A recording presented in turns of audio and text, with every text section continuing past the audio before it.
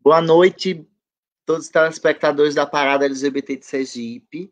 Essa página que tanto divulga nossas ações da ASA, da Parada LGBT, hoje terá um momento especial aqui na nossa noite de quinta-feira. A gente, como todos sabem, durante as paradas LGBTs, temos o nosso Circuito do Orgulho, uma atividade entendeu? Que acontece desde a segunda parada, desde 2003, e a gente realiza ciclos de debates, de atividades educativas, de atividades ligadas a direitos humanos, prevenção, educação.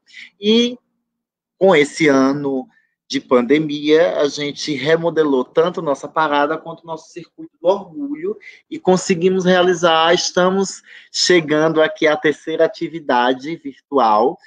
Tivemos o primeiro bate-papo em parceria com a Estácio, que é uma faculdade que sempre está propiciando discussões ligadas à sexualidade, ligadas à LGBTfobia, e tivemos a felicidade de fechar uma parceria para alguns estudantes da turma do curso de letras, né, e conseguimos realizar um bate-papo especial na terça, na plataforma também, só que não transmitido em nenhum canal, mas que a gente pôde passar o link para diversos convidados e ter momentos de mais de 60 pessoas acompanhando nossa atividade, e todas da Estácio, né, na terça-feira. Isso foi muito legal. E militantes também que nos pediram e que puderam participar.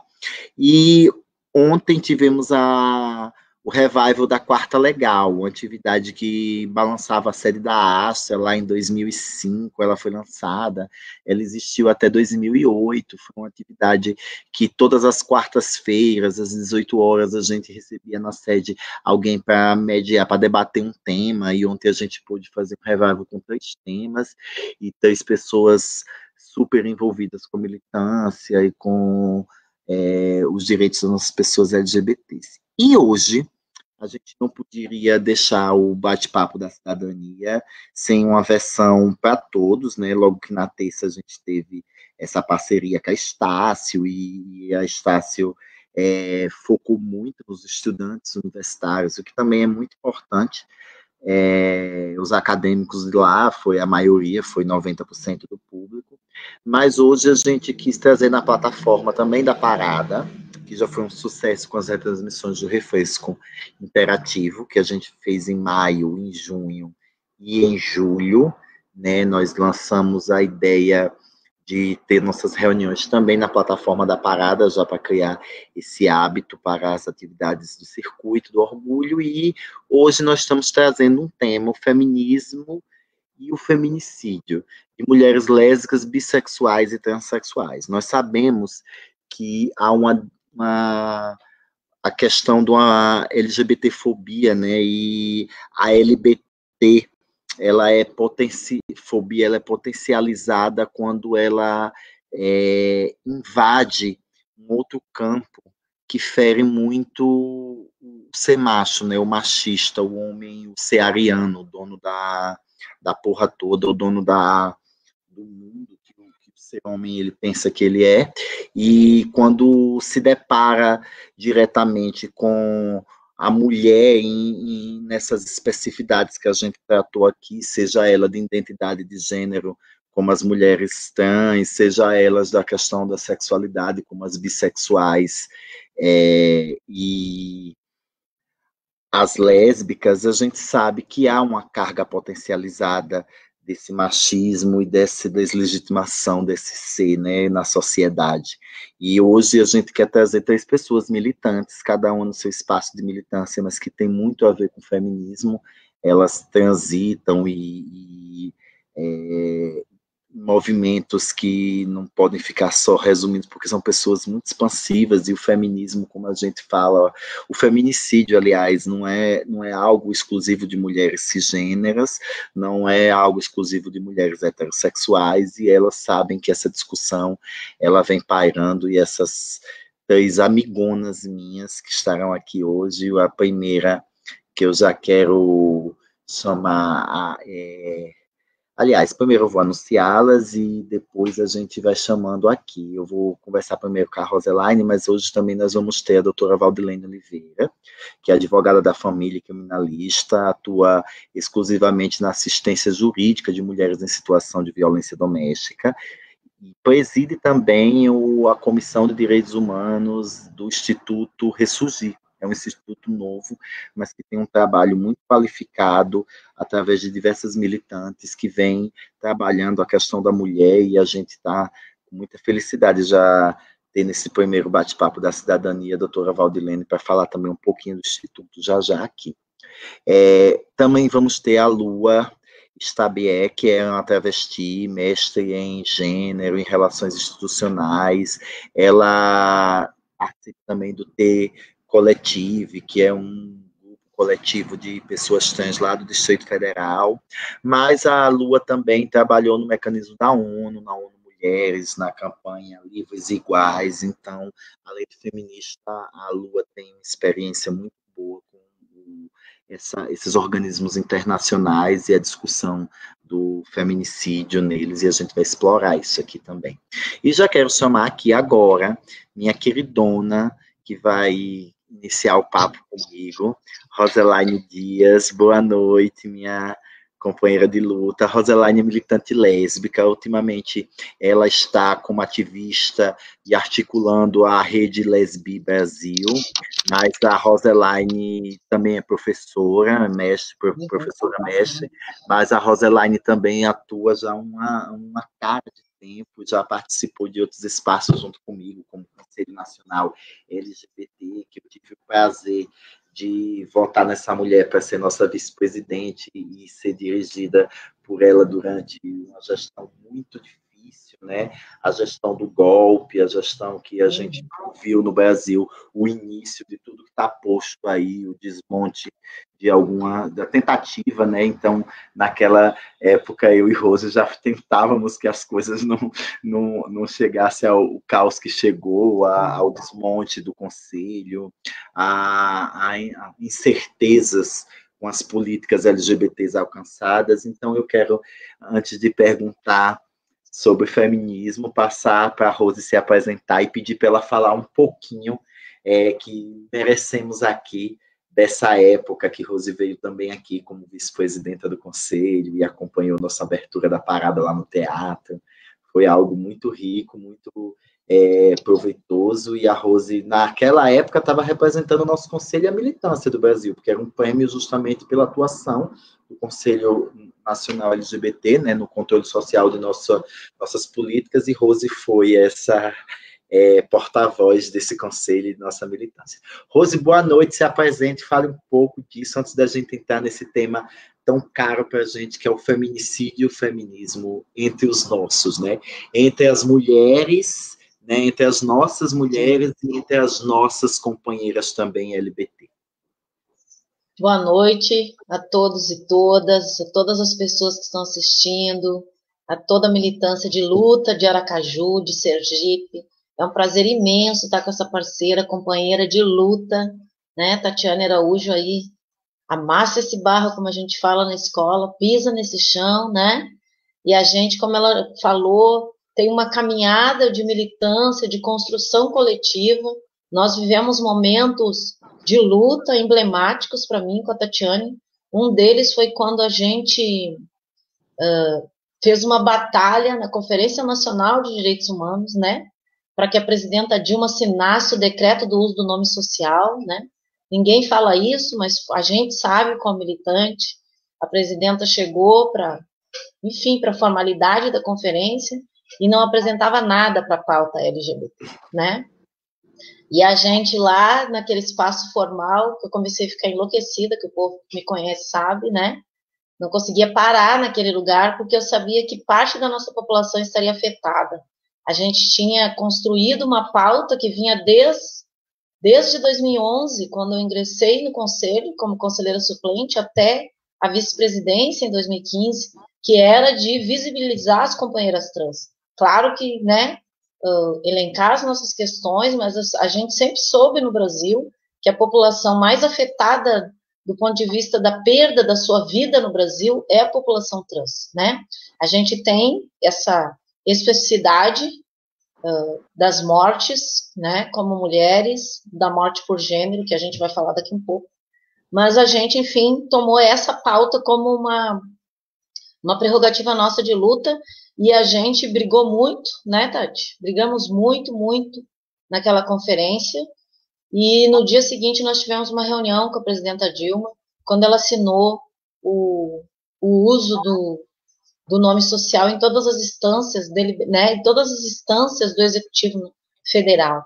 E isso foi emblemático no Brasil, eu não tenho dúvidas de que a decisão do STF foi baseada nessa experiência já vivida no cenário nacional, né, já tinha essa possibilidade construída. Então, eu penso que a gente foi um marco histórico para a vida da população LGBT, né, naquele momento que eu tenho o maior prazer de ter feito parte. E por conta disso e outras vivências no Conselho, em 2016, né, a Tatiane chamou o Conselho, que a parada estava se organizando para o seu evento anual, naquela época presencial, né, com muito brilho, muito movimento, e aí a gente chamou o Conselho para receber o prêmio da parada, um prêmio de direitos humanos pela militância em função pela vida e pela população LGBT, e a gente foi até Sergipe, foi a primeira vez que eu fui, né, e foi muito bonito, foi uma noite linda, com várias, eu me lembro que tinham várias militâncias, várias especificidades, várias transversalidades e interseccionalidades, né, de sujeitos naquele espaço, isso eu achei muito interessante, dava para ver que a parada, eu percebi que a parada, ela tinha um diálogo com a comunidade toda da capital, né, e tinha diálogo com a pauta dos direitos humanos, né, porque nós somos parte dos direitos humanos, uma parte específica da agenda dos direitos humanos. E naquela noite eu vi o quão a parada, e a nossa companheira Tatiana Araújo, que era, para mim, a referência, e né, eu conheço outras pessoas, eu acabei conhecendo, né, mas ela é esse perfil de luta aguerrida que a gente tem como imagem do Sergipe, de Aracaju, né, e por isso eu tenho muita satisfação de estar aqui, porque a gente construiu sempre uma luta transparente, né, com embates, não é que a gente aqui é parceira, amiga, companheira, a gente teve nossos embates políticos, né, e não foram poucos, mas sempre embate sempre com a proposição da busca por aquilo que a gente acreditava em alguns momentos, né, em alguma pauta específica, mas a gente sempre junto pela nossa pauta maior, que é a pauta de gênero, né, que é a pauta da população, hoje já a gente integrando a população LGBTI, né, que à época a gente ainda trabalhava até com a população LGBT, e nós estamos aqui hoje em função dessa falta de política pública no Brasil, né, Tatiana? A gente não tem hoje um direcionamento, mesmo... Não sabe qual é o norte, né, Rose? A gente não sabe o que é de orientar para um ambulatório que nos procura lá e diz assim, Tati, o que é que vai ser agora para a gente dar continuidade para implementar o ambulatório aqui no interior do Ceará? A gente não tem referência no Ministério da Saúde, como tinha da GEP, como tinha com todas as deficiências do programa de AIDS, como um programa que fazia parceria com os movimentos de trans e de gays para aplicar ações de prevenção HIV/AIDS, que também promoviam direitos humanos, porque quando a gente fala de saúde e de autoestima, a gente está falando do direito humano da pessoa. Enfim, sem cortar minha amiga Rose no final, mas a gente não tem norte ainda para o que está posto desde esse governo conservador. Sim. Então, a gente, dentro desse cenário que está colocado, como a Tati colocou, sem referências, sem orçamento para a nossa população, sem deliberação, né, orçamentária, sem deliberação de política, a gente está vivendo só de emenda parlamentar, com os estados que conseguem fazer isso, e a emenda parlamentar, a gente sabe, não é do Executivo Federal, o Executivo só assina a rubrica para saída, né, ela é uma pauta das nossas legislaturas, né, dos estados, e a gente sabe o que é fazer isso, né? Eu já fiz, quando até 2016, 2018, eu ligava para deputado de aeroporto às 6 horas da manhã, os deputados aqui do Rio Grande do Sul. E não era perguntando, era intimando mesmo, você vai fazer, né? Você vai direcionar a emenda, enfim. Então, nesse cenário, Tati, a gente se deu conta, eu depois daquele momento do conselho, em função do golpe da presidenta Dilma, que foi um golpe misógino, né? Sexista, eu tenho certeza que se fosse o presidente Lula naquele lugar, eles não teriam a coragem de fazer o que fizeram com ela, né? Porque foi uma atitude, além de todas as questões políticas ali colocadas, Até foi na uma... política o machismo chegou com a tona. Sim, com certeza. A ação cultural ali, né? Ela veio com tudo, ela foi emblemática naquele momento para o golpe contra a presidenta Dilma.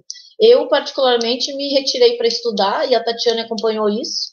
E a gente voltou para o Sergipe, né? Em 2019, Foi. Quando ela acabou né? de estudar, quando ela parou, eu Isso, peguei ela. isso. Eu terminei de defender, ela me chamou, e aí a gente foi fazer um trabalho de formação com a militância, né, com a Rede Trans, com a Astra, foi como militância, foi como professora, então foram momentos, já são momentos de muita qualificação que a gente tem vivido, né, com a nossa pauta. E a gente, em função dessa nossa caminhada e dessa nossa falta de perspectiva, eu que fui cofundadora da Liga Brasileira de Lésbicas e me afastei da Liga, a gente, umas companheiras doidas como eu, me convidaram, Daiana Bruneto, Léo Ribas, Mariana Rodrigues, me convidaram para a gente formar a rede de ativistas e pesquisadoras lésbicas e bissexuais do Brasil. Então, hoje a gente articula nacionalmente a Rede Lesbi Brasil, e a partir da Rede Lesbi Brasil, com esse cenário colocado, a gente articulou o Conselho Nacional, o Conselho Popular Nacional LGBTI, que tem essa função que a Tatiane falou antes. Antes a gente tinha um conselho organizado, vinculado ao Executivo Nacional por meio dos direitos humanos.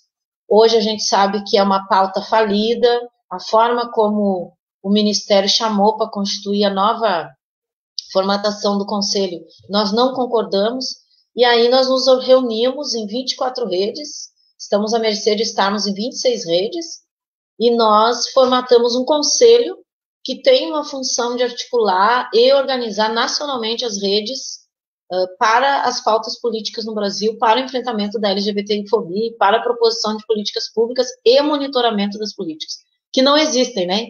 Então a gente está nesse caminho. Roselaine falou muito bem, fez um resumo, e já para entrar agora no nosso tema sobre feminicídio e feminismo e o que a gente consegue correlacionar disso com a pauta LGBT, né, com a pauta das mulheres lésbicas, bissexuais e trans que sofrem a LGBTfobia, né, sofrem a fobia por nossa sexualidade e identidade, mas ainda sofrem também, que é essa provocação que eu quero falar com Roselaine, uma própria deslegitimidade de tipo, nós mulheres trans teríamos nessa sopa de vulnerabilidades, a Rose já colocou muito bem aí uma problemática mais visível com a violência. E a violência de pessoas trans, a Rede Trans Brasil, que eu tive o prazer de presidir até maio, agora nossa querida gaúcha Marcele Malta está segurando a bola até nossa próxima eleição no final do ano, mas eu tive o prazer de iniciar um trabalho lá na rede de catalogação, através do trabalho que fazia já no Conselho. Quando eu entrei no Conselho, eu me senti muito responsável com aquele trabalho da Câmara Técnica de Combate à Violência. E aí eu disse, meu Deus do céu, a gente tem que conseguir catalogar isso, e o governo não faz, não tem dados, e para a pessoa trans é que não tem dado mesmo. Só o da AIDS, do Viva Melhor Sabendo, para dizer que a gente se infecta 3 vezes mais do que a segunda população por HIV. Fora esse dado, meu amor, dado oficial do governo não espera. E aí a gente jogou na cara da sociedade, aí do Disque 100 lá, do governo, que a gente morre, e morre mais do que qualquer em outro lugar do mundo, que a gente tem uma expectativa de vida de 35 anos, e a maioria dessas mortes são feminicídios. Sim. A mulher trans, ela é morta, primeiro, em 80% dessas catalogações nos 3 anos, é muito próximo o número, nesse universo de 80%, que ela morre tentando sobreviver lá na esquina, no seu ambiente de trabalho, que o governo, além de não dar outra alternativa de trabalho a ela, também não mantém o ambiente de trabalho que ela está lá seguro, porque a segurança pública não chega nas esquinas 1h da manhã, quando a travesti precisa. E essas mortes não são enxergadas como deveriam, e não estou querendo minimizar aqui sofrimento, morte, dor. Eu sei que Roselaine eu vou provocar já uma pergunta aqui a ela, e vou chamar a doutora Valdilene também, que eu vou fazer a pergunta seguinte. Eu estou fazendo essa introdução para provocar justamente com a Rose, antes da pergunta, uma questão. Né? A gente sabemos que mesmo nós, mulheres trans e mulheres lésbicas, vamos sofrer especificidades de vulnerabilidades e de ceifação social. A mulher lésbica, ela ainda é muito vista como o padrão da mulher que a sociedade queria como detentora dos cuidados do lar e o ser reprodutor daquela união. Então, quando a mulher lésbica ela tenta se apresentar em um outro papel, aí você já começa a sentir que há os dois recortes. Primeiro, achar que não é o papel dela de mulher, e ainda mais aí o machismo vem da forma dele, e ele ainda parece que 2 mulheres para o homem é algo que seduz os olhos dele. Por quê? Mais uma vez, a mulher lésbica é empurrada ao eixo do objeto sexual para ele. Para ele, o ser mulher é só o objeto de serviciência para ele, ou doméstica ou sexual. Olha como a sociedade faz a mesma coisa de forma velada com a mulher trans. A mulher trans, ela também não é aceita como uma mulher lésbica no espaço social. Mas a mulher trans, ela explana na sua primeira conexão com o mundo, já muitas das vezes, a sua identidade de gênero, e com isso ela renunciou àquele papel de macho, que para eles é tão caro, para eles é tão... Então, as diferenças vão existir, mas tudo gira para mim na mesma coisa que é o machismo, que é o título de detentor, de dono do mundo que o homem acha que tem, e que qualquer coisa fora dessa raça ariana dele é menor, é secundário, é de segunda categoria, porque é a primeira categoria que ele dita. Então, eu queria chamar a doutora Valdilene agora aqui, porque eu vou fazer uma pergunta que primeiro Rose vai responder, depois a doutora Valdilene. Doutora Valdilene, boa noite, minha queridona. Boa noite a todas as pessoas que estão nos assistindo. Deixa eu me posicionar melhor aqui. Pronto, agora. Então, boa noite, Roselaine, boa noite, Tatiana, e obrigado pelo espaço. Estava ouvindo vocês falarem aqui, e a gente fica pensando, né? São tantos absurdos, que a gente fica pensando, meu Deus, quer que essas coisas acontecem? Eu às vezes, não durmo pensando nesse tipo de coisa. Quando a gente sabe desses casos de mortes bárbaras, de estupro, né, corretivo, uma opção de coisa, você fica pensando, meu Deus, por que as pessoas fazem isso? Então, eu penso, nós vivemos num país de civilidade duvidosa, né, de moral também duvidosa, pessoas honradas, entre aspas, caráter amputado, e ainda não tem prótese para esse caráter amputado.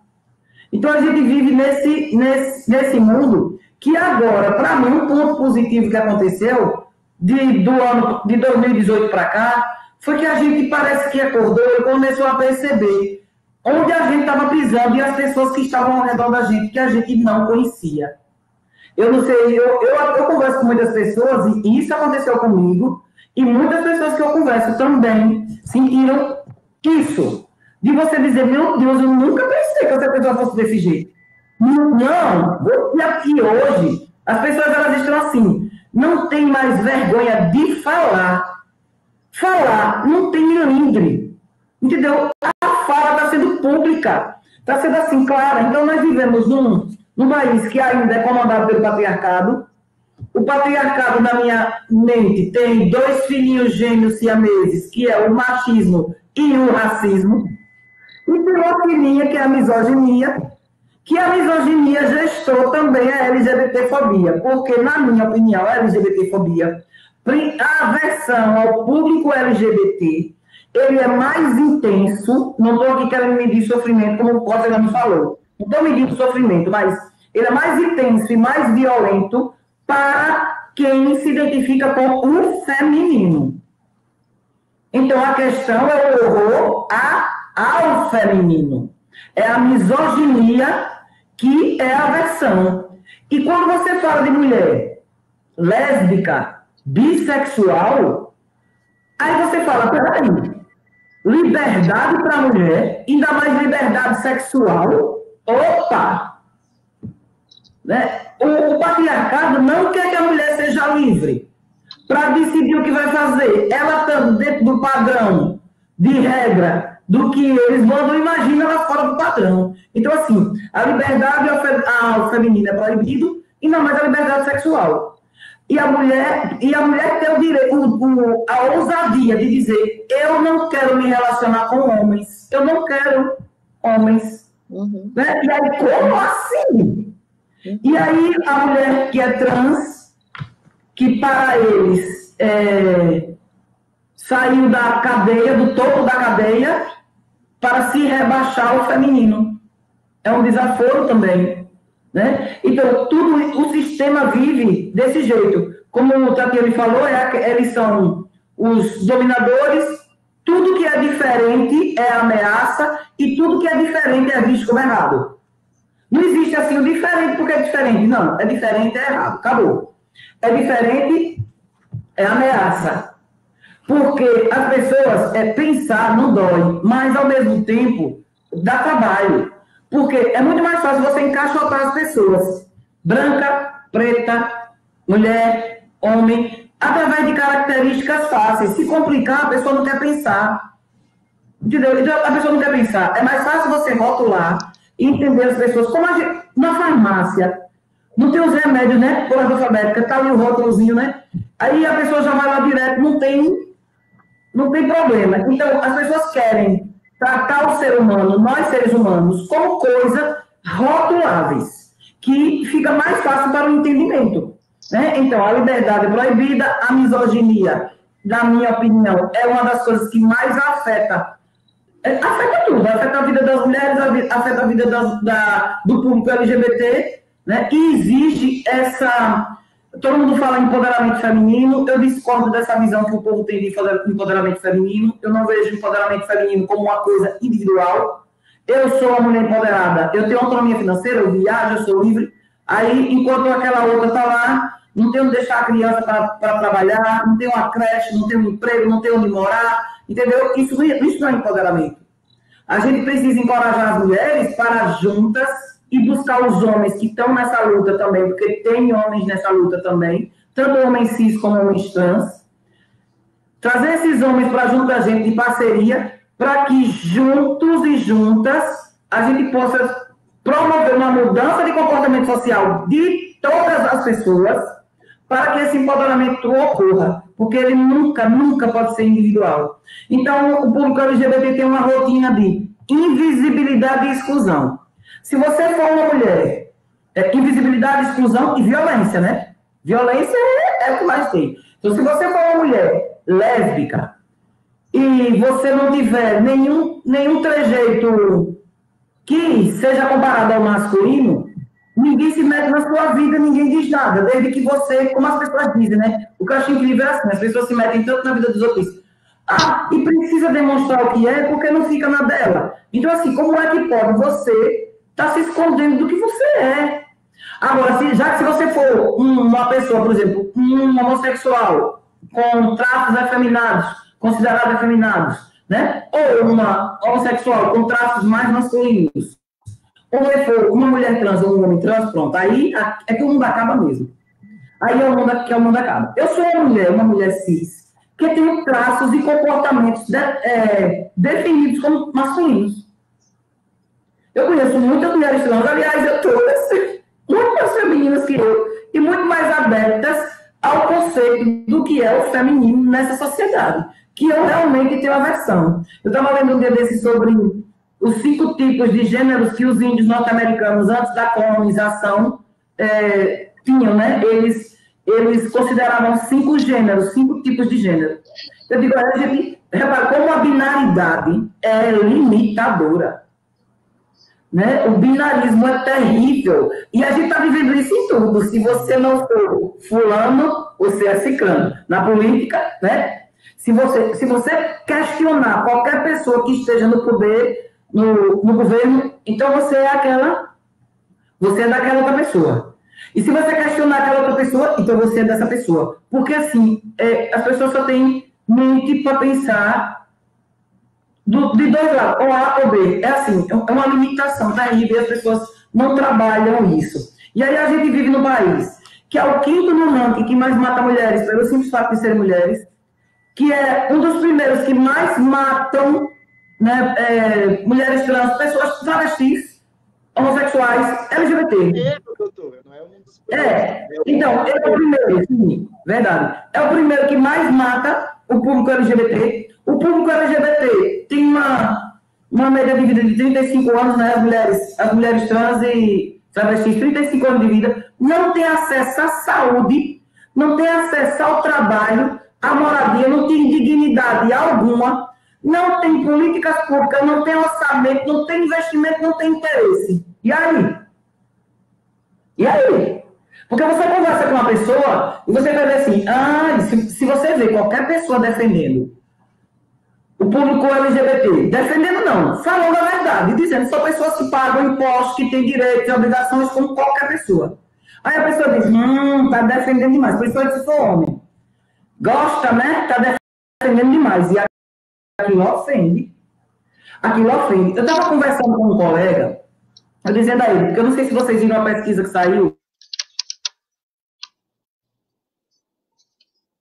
Doutora Valdilene, o microfone desligou. Liga seu microfone aí. Bom, saiu uma pesquisa falando sobre locais que não tem mulheres, que só estão os homens. E aí, os grupos de WhatsApp, eles só tem eles.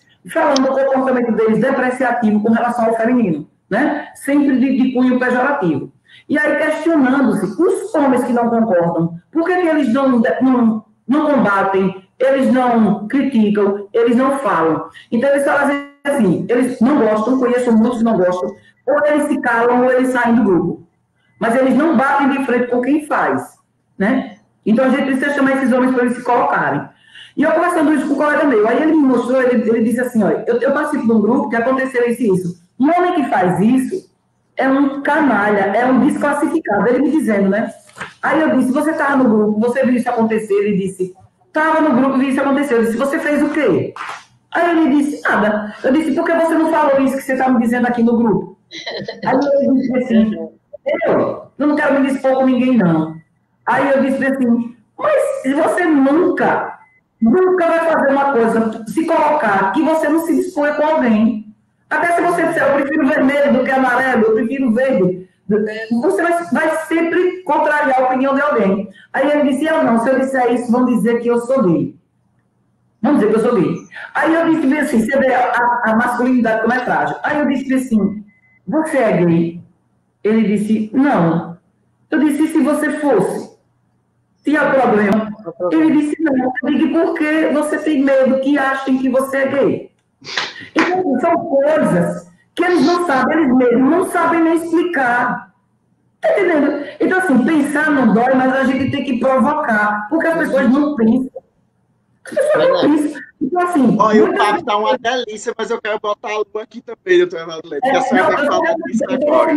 Muitas pessoas, às vezes, quando eu falo, elas acreditam, tem gente esperando até hoje que eu me declare homossexual em algum momento, por conta do meu comportamento. Tato me conhece, né, Tato? Nada feminino. Você é fora do convencional, ela lhe taxa, acabou, rotula. Muito obrigada aí.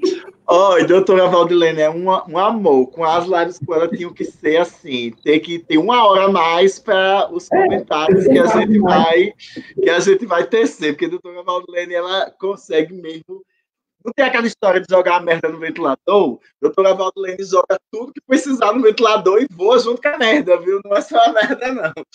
Então, eu quero dizer aqui ó, que eu fico tão feliz, doutora Valdilene, dizendo só uma coisa aí que eu sei como é gente nordestina. A doutora Valdilene disse que ela não é feminina, mas ela é uma nega linda. Ela usa cada adereços assim, que é daquela mulher que quer mesmo fechar. Então, doutora Valdilene é a mulher moderna. É a mulher, não é ser feminina, é ser como doutora Valdilene. É a mulher que não se cala, é a mulher que não recebe a ordem e fica calada, não, é que tem que impor em cima do que. Eu até escuto ordem de homem, não ordem. Eu escuto se eu estiver errada, mas eu não quero escutar como uma ordem, eu quero escutar e a gente vai bater tete do que pensa, por mais que eu esteja errada. Mas é visível. Eu sofro, porque a doutora Valdilene diz isso, e eu vejo o que ela está querendo dizer quando eu abro a boca, que minha voz é grossa mesmo, aí o povo sai dessa carinha que o povo se me vê calada nas filas de espera, porque acham que eu sou aquela ladyzinha, aquela coitadinha, tá entendendo? Que vão gritar, vão fazer. Quando eu boto um voz, aí o povo toma um susto, né? Mulher de voz grossa, a vozona é essa. Aí as pessoas não estão acostumadas com a mulher da voz mais alta mesmo, a mulher que vai sobrepor o que tem para dizer. Então, não tem nada que falar. Um detalhe, a mulher preta, a fala é muito desqualificada e por isso que dizem que é a mulher grossa, a mulher que é violenta, que é agressiva, que é barraqueira, entendeu? É isso aí. Travesti, mulher preta, sempre são uma barraqueira. Infelizmente, tá? Eu vou chamar aqui agora, porque hoje eu me atrasei também, viu, gente, por conta da parada. Nossas atividades só vêm começando no horário, mas hoje a gente tem que até correr, porque já começou atrasado. Eu vou convidar aqui minha querida amiga, também militante, essa pessoa trans também, para dividir aqui comigo, ficar 2 cis e 2 trans, aqui hoje nesse bate-papo da cidadania, mas só mulher, o bom é hoje que quem manda aqui é as mulheres, e minha amiga Lua, que trabalha hoje, está em Roraima, veio lá do final do norte, olha como a internet, olha como a pandemia, olha como a pandemia facilitou. Sem passagem aérea, a gente tem Roseline Gaúcha. Verdade. A gente tem Lua, que mora no Distrito Federal, mas está passando um tempo de trabalho em Roraima. E a gente tem a doutora Valdilene sergipana. Então, a pandemia não teve só coisa ruim, não. A gente, virtual, consegue juntar muito mais gente, consegue ter diversos olhares. E Lua maravilhosa, eu quero lhe passar uma missão de você falar 3 minutinhos primeiro, falar um pouco desse recorte, porque já eu vou sair da tela e vou deixar vocês 3 com uma pergunta que a gente vai desenvolver para o restante. E essa pergunta vai mexer no tema e com vocês 3. Tá tudo muito fácil ainda. Quem está aí assistindo está gostando, porque elas são feras mesmo. Roseline e Valdilene já encantaram aqui com o que fala, e eu sei que a Lua vai trazer uma bagagem de nós mulheres trans nesse espaço também.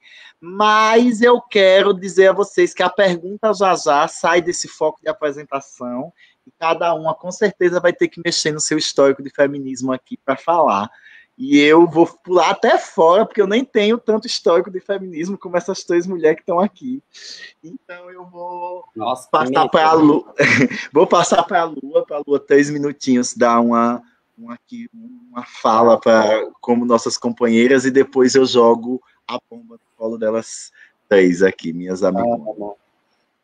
Então, primeiramente, obrigada pelo convite da Tatiana, da Astra e de toda a parada aí de Aracaju. Pedir desculpas pelo atraso, tive uns probleminhas, mas eu queria muito estar nesse encontro, porque acho que a troca entre mulheres, né, e aí inclui, né, mulheres cis, mulheres trans, é sempre muito boa, mas eu sempre acho importante a gente, né, problematizar um pouquinho, né. Então, acho incrível essa iniciativa, né, de trazer para a parada LGBT, né, para esse momento, né, que é considerado de orgulho, né, da gente se orgulhar, trazer o tema do feminismo e o tema sobre gênero para esse espaço é muito importante, assim. E aí, né, trazendo dentro desse debate de gênero todas as interseccionalidades aí, né? Então, de mulheres pretas, de mulheres lésbicas, enfim. É muito importante ter sempre todos esses recortes. E aí, eu continuo ou você acha que posso continuar? Tá desligado seu microfone. Pode concluir, Lua. Você tem um minutinho ainda, mas já você desenvolve o feminismo. Pode continuar na sua apresentação. Não, acho que eu só queria mesmo trazer isso, né, dessa importância, mas acho que né, dentro desse recorte de feminismo, eu acho muito importante a gente sempre pensar, né, qual feminismo que a gente está falando e para quais mulheres a gente está querendo atingir, né?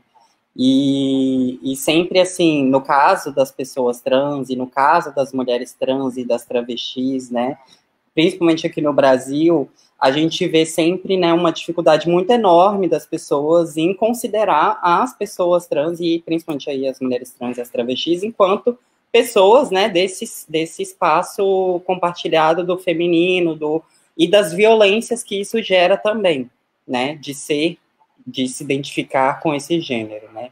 Então, acho muito importante, assim, a gente pensar nesse recorte do transfeminismo e principalmente para todas as travestis escutando, né, para que a gente se fortaleça, a gente encontre no feminismo, pegue as palavras-chave do feminismo que empodere a gente, mas também que a gente não caia na lábia, né, de feministas brancas, cis, e que querem, enfim, que não estão trazendo as mensagens que a gente quer realmente ouvir, que a gente vive.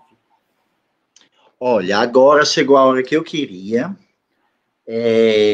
Eu vou fazer um breve comentário, porque vocês sabem que esse bate-papo ele é justamente para provocar. A gente fez essas edições presenciais durante 12 anos, gente. Começamos os bate-papos lá em 2008, foi o primeiro ano que teve bate-papo no circuito.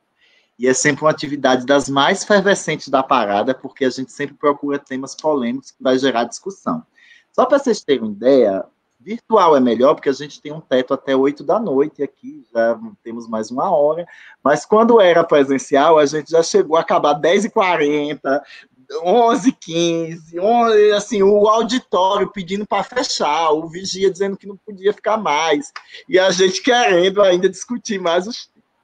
Então, eu vou fazer uma introdução, porque Rose, Valdilene e Lua me conhecem, sabe que eu tenho uma estradazinha aí a Rose aqui me depõe mais contra mim, porque a Rose caminhou muito comigo, então a Rose já falou aqui, foi história dessa década. Se eu e a Rose for buscar a história do movimento trans e lésbico nossa da década passada, também sai. Mas eu quero resumir nessa nossa caminhada que a gente se deparou com feminismos nos nossos espaços de atuação. E eu não me deparei, eu tenho 39 anos de idade, entrei no movimento estudantil com 16, fui presidenta do Grêmio aqui da maior escola desse estado, um professor disse numa sala de aula, como é que vocês vão deixar um viado afeminado ser presidente do Grêmio da maior escola do estado? E aí foi o primeiro choque de machismo que eu tomei de um professor que, em vez de orientar os outros a dizer, ele se chocou com a ideia e ao contrário, apedrejou mais ainda. Então, o que é que eu quero dizer para vocês? Desde essa época que eu tomei isso, eu me deparei com alguém que já se posicionava no campo do feminino, do feminismo, desculpe. Mas naquela época eu já escutei pela primeira vez que alto lá, mas você não é mulher, você é um travesti. E eu escutei de uma feminista isso lá em 1998. Olha que eu tinha 17 anos, isso tem tempo. E passando-se os tempos, eu comecei a militar no movimento LGBT e aí eu vi um primeiro enfrentamento entre a militância lésbica e a militância trans, porque uma lésbica feminista dizia que o banheiro não era talvez um local de espaço nosso, e a gente também tinha que ter limites com... E Roseline sabe um pouco dessa história, isso pairou no nosso movimento anos, e eu sei que quem me representa são as mulheres lésbicas, como Roseline, mas eu já tive também assim uma visão de me sentir deslegitimada no nosso próprio meio. E eu quero que provocar isso aqui, porque eu sei que vai. Isso já caiu no colo da Rose, e a Rose vai. Aí, para cair já caiu no colo da Valdilene também, porque eu encontrei com outra cis, mulher hétero como Valdilene, que também não me enxergou como mulher lá em 98. E aí a Lua também sabe que no nosso meio também vai existir, que a Lua já não sei se já participou de algum encontro trans junto conosco, com o da Rede Trans, que a gente já teve que, no meio do encontro, parar um adoecimento mental de uma mulher trans de gritar: eu odeio feminista! Eu não me sinto de forma nenhuma representada por essas sapatões! Então, do nosso campo, Lu, eu estou fazendo mais enfático, para até ver que a gente não quer tirar o nosso da reta, e saber que adoecimento mental e a falta de compreensão dos nossos espaços vai existir em todos os lugares. Infelizmente, já chegaram para mim na universidade e disseram: por que uma cabeleireira vizinha minha, que tem os seios muito bonitos, Tati, que é assim, toda feminina como você, que eu enxergo ela como mulher, mas ela gritou um dia para mim na porta: eu não sou mulher. Ninguém nunca me chamou de mulher, eu não sou mulher. Eu tenho na meio das minhas pernas algo que os homens procuram, mas mesmo assim eles procuram dizendo que procuram um de uma mulher. Mas é essa mesma coisa que me dizem que é por isso que eu não sou mulher. E aí a estudante queria entender o que ela disse a ela para mim. E aí eu tive que parar no estacionamento da universidade, dar uma segunda palestra, fazer mais 40 minutos no estacionamento lá da Unite e da Farolândia, para conseguir tirar da visão dela que, tipo, o que é que eu resumo nessas 3 provocações que eu fiz a vocês? Não está o problema no feminismo. O feminismo é algo que, se a gente estudar ele no seu seio de reconhecimento, ele me contempla, porque eu não vejo a sociedade ainda uma sociedade que respeite o papel da mulher. Eu não vejo uma sociedade ainda que inclua a mulher. Eu não me vejo ainda representada nas câmeras, eu não me vejo representada ainda nos papéis de chefia. Quando eu vi uma presidenta mulher ser colocada lá, eles fizeram de tudo e arrocharam, e não arrocharam nenhum outro homem, porque todos os outros homens arrochados do poder tiveram motivos e ela não tinha. Entendeu? Não que eu sou do partido, da corrente, todo mundo conhece, sabe? Não, eu estou falando da mulher. Aquilo ali era uma mulher. Eu estive com ela, com a Roseline, e ela sabia o que era a dor de uma mulher. Então, eu quero sair da tela, até para deixar vocês com mais espaço para nossos... e voltar. E controlar o tempo de vocês também. Aí eu vou devolver para a Rose primeiro, depois para a Valdilene e, por último, a Lua. E eu quero que vocês me digam qual é o feminismo que vocês estão. Através dessa análise que eu fiz, essa provocação, em que lugar desse feminismo vocês estão e o que vocês enxergam com essa provocação. Olha, são 15 minutos para a Rose, 15 minutos para a Valdilene e 15 minutos para a Lua. Cumprindo isso, eu volto para me despedir. 5 para as 8 para a gente pedir a fala final de vocês de 3 minutos cada uma, tá bom? Rose, tá com você. Então, boa noite, Lua. Prazer estar aqui contigo. Prazer estar com a Valdilene. Já ouvi um pouco a Valdilene, já deu um ânimo aqui. A pergunta da Tati, e vou me permitir falar assim pelo tempo que a gente tem de estrada juntas, e carinho e vivência, ela é muito complexa, né? Ela é muito complexa. Por exemplo, quando ela dá o faz o exemplo do banheiro, a gente já viveu isso também com as próprias mulheres, entre as mulheres cis, lésbicas ou não lésbicas. A gente já teve ação no movimento nacional que as mulheres cobraram por que aquela mulher estava usando o banheiro. Porque ela era uma sapatão.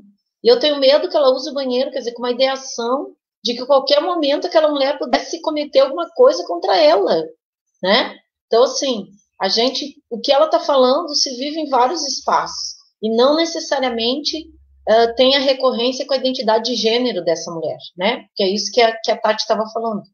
Então, e aí eu vejo que a gente vive as dificuldades culturais. O que a gente tem são as dificuldades culturais, o que a gente tem é um marco do poder.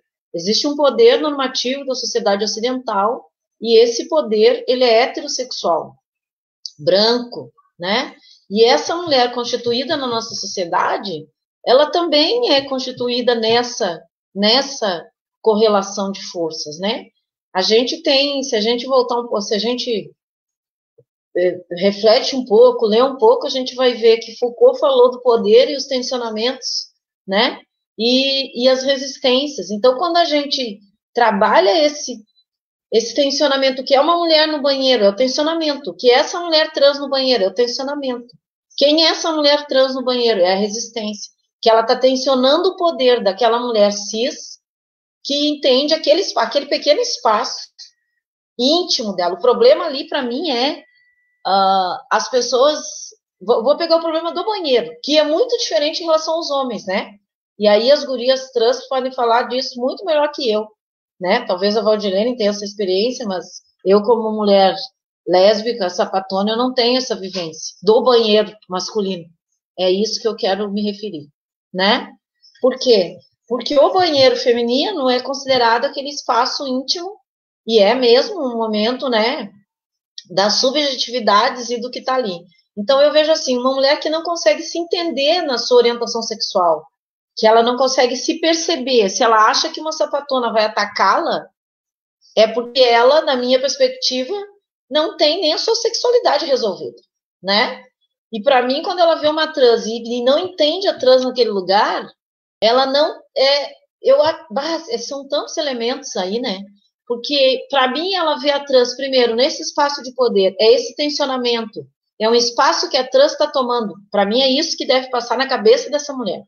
E aí tu vê, por exemplo, a Tati estava falando da questão desse corpo feminino. Bom, eu sou uma mulher, né? Eu nunca me vi nessa possibilidade trans. Cheguei a refletir sobre ela, mas nunca me vi. Eu sou uma sapatona. Eu não tenho essa representação cultural do feminino. Eu nem quero ter, né? Eu não me visto na seção feminina.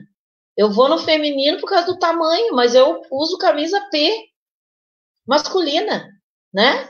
Então, assim, eu não estou nessa identidade, eu não me vejo nela, eu não me configuro com essa representação. Não é questão identitária, é questão da representação. E aí eu vejo que essas mulheres, elas estão com um problema que é da sua própria representação, do seu desejo, do seu afeto, porque quando ela vê aquela trans que eu acho linda, ela tá lá no banheiro se pintando, se maquiando, eu acho linda. Aquela mulher linda no banheiro, aquele cheiro, porque elas sempre são perfumadas, maravilhosas, né? Levanto às 6 da manhã, né, dona Valdilene? Eu participei de muitas atividades com ela, dormi, dividi muitos quartos. Elas levantavam às 6 da manhã para começar a toalete. Gente, eu levantava meia hora, era o banho, um creme, né? E descia pro café já com a escova de dente na mochila para já dali sair. E ela estava 2 horas se arrumando para chegar às 8 no café, né?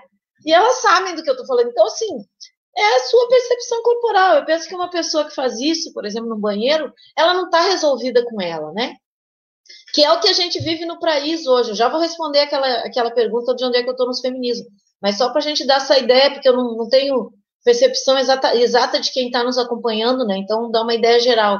Hoje a gente vive no Brasil isso. A gente vive no Brasil hoje um machismo, que é o machismo da insegurança, né? Ou seja, a gente tem uma representação nesse executivo que ele, para mim, não tem segurança nem da sua sexualidade, nem do seu exercício de ser. Não tem responsabilidade. Olha essa verbalização que foi feita essa semana, né? Eu vou te encher de porrada. Isso quer dizer, isso é o que as trans ouvem, né? As trans que vivem na rua, que possivelmente não é o caso da Lua, não é o caso da Tatiane, né? Não é o caso da maioria das companheiras do movimento, mas é a maioria das companheiras travestis no Brasil, talvez não da população trans em geral, mas a população travesti a gente sabe. A rua é o seu lugar de trabalho, né? É onde essa sociedade infame consegue, não sei se aceitá-la, mas acho que o único lugar que ela consegue se colocar. E essa representação, por exemplo, masculina hoje no Brasil, para mim é essa ideação dessa insegurança. Para mim ela é analogicamente igual à situação da mulher no banheiro. Eu não consigo me resolver, eu não me entendo, eu não sei, no caso dele específico, né? Eu não vou falar dessa masculinidade, mas é o que eu penso, é uma masculinidade que não está resolvida, que não sabe como se coloca, que não sabe que uma palavra de educação pode ser muito bem aceita, né? Sem nenhum problema, e tu não vai perder a tua representação, nem de feminilidade, nem de masculinidade. Então, para mim, começando por essa ideação do banheiro. Eu falei a questão masculina, porque a gente sabe que muito do exercício das sexualidades da população gay, ela foi construída no mundo muito nos banheiros públicos, né? E a gente ainda tem umas tribos no Brasil que elas colocam o espaço público como seu lugar de sexualidade, né? Eu conheço parceiros, companheiros de luta, de militância, em que eles entendem esses espaços como uma representação das sexualidades, ou seja, o lugar da pegação, né? No banheiro, no parque, né? Brasília, por exemplo, a gente sabe que o parque lá é conhecido aqui em Porto Alegre, é Redenção. O povo faz isso que não sabe. Tanto é que a grande rota de michês, ou seja, meninos que fazem sexo com homens, né? Não são trans, não são gays, eles a maioria são héteros, inclusive, e fazem sexo com homens, porque é um espaço organizado da pegação. Então, eu falei isso só para dizer que eu não tenho essa experiência nesse sentido, assim, público, do banheiro. E aí dizer qual feminismo que a gente está e qual feminismo que a Rede Lésbica Brasil fala. Eu aqui falo como sujeito político lésbica, mas eu falo também como articuladora nacional. Nós estamos, nesse momento, enquanto lésbicas, sapatonas, né? Algumas são sapatonas, outras são ladies, outras são, né? Sandalinha, como diz a Janaína Oliveira, nossa companheira da Rede Afro LGBT, né? A gente tem um cenário aí de sapataria, né? Algumas se ofendem quando eu digo sapataria, porque, como diz meu filho, eu sou da velha guarda, né? Então eu vejo o mundo sapatão, né? Mas a gente está vivendo, o feminismo para nós é dessa luta das mulheres, e nós entendemos as mulheres, todas as sujeitas, todas as pessoas, né? Todas as que se colocam conosco, né? E nós temos uma pauta do antirracismo, para nós é uma pauta fundamental, né, no Brasil. Eu tomo isso como premissa, por exemplo, eu sou uma militante lésbica, sujeito político, além do movimento, eu tenho ação político-partidária. Eu, nesse momento, por exemplo, a companheira que eu estou apoiando é uma mulher cis, heterossexual, negra. É uma pauta minha, em função, primeiro da minha história mesmo de vida, de construção como mulher negra, mas principalmente pelo momento que o Brasil vive. Não dá para a gente dizer que é sujeito político lésbica, que é uma mulher. Às vezes eu fico meio preocupada em falar sou feminista, sabe? Porque eu acho que a gente às vezes comete tantos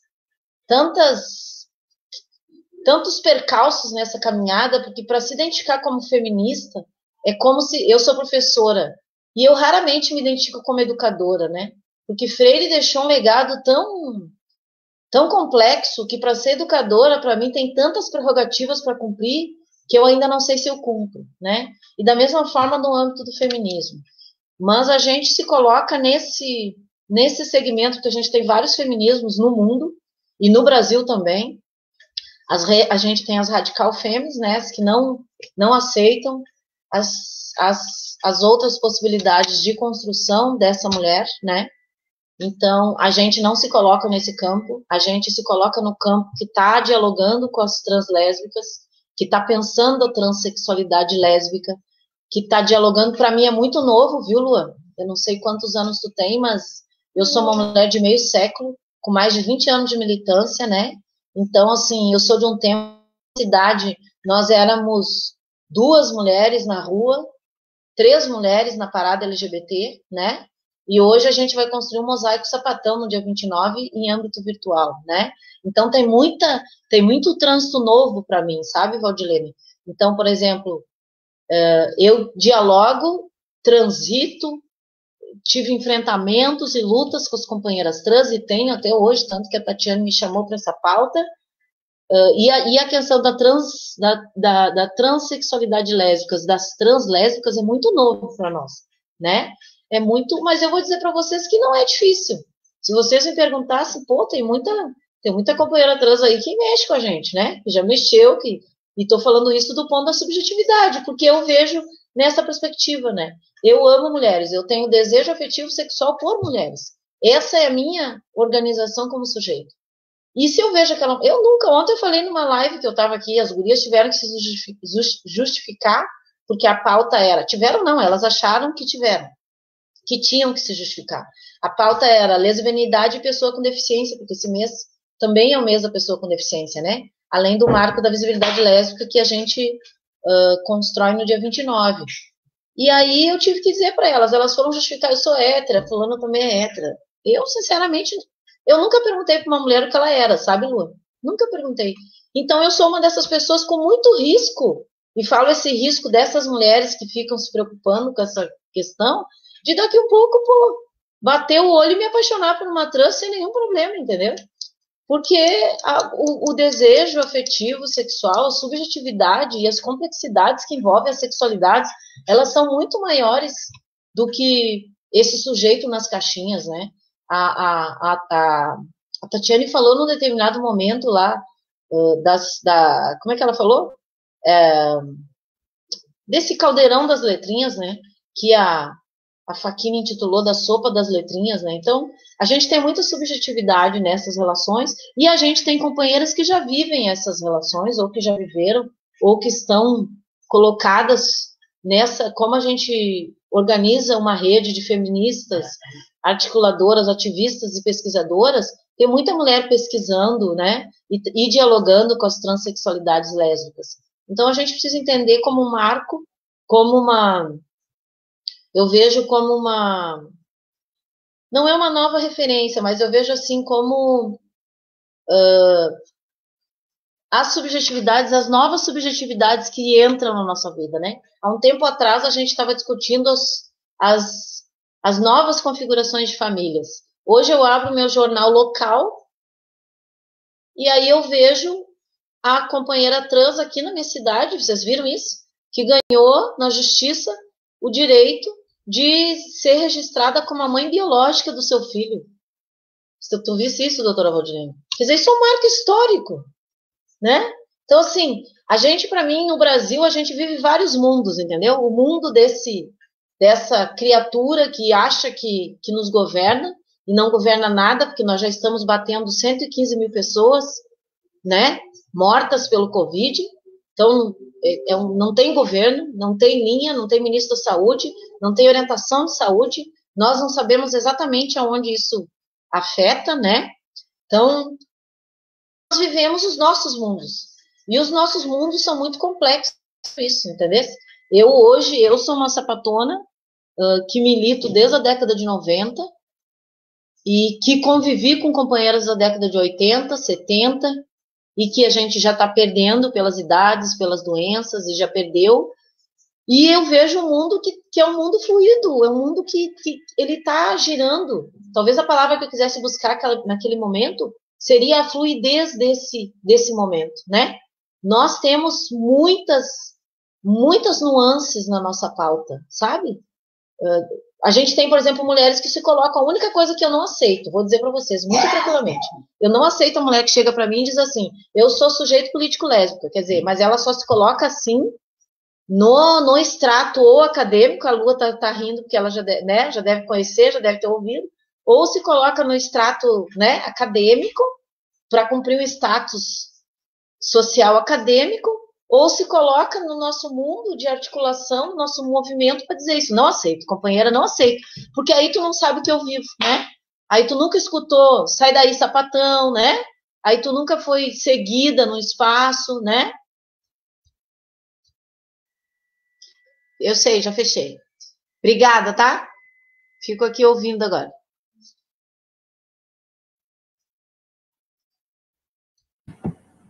A gente não está te ouvindo.